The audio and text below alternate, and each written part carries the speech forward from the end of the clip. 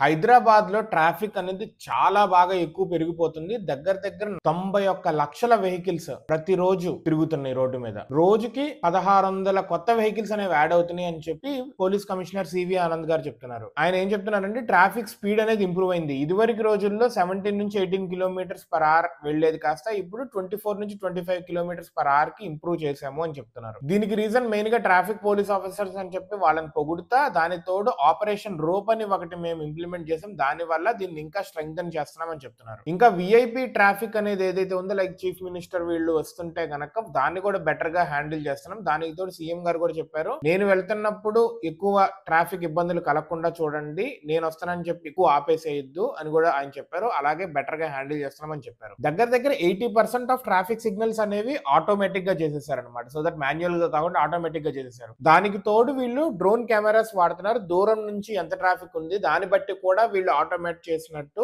ఉన్నారు అని చెప్తున్నారు.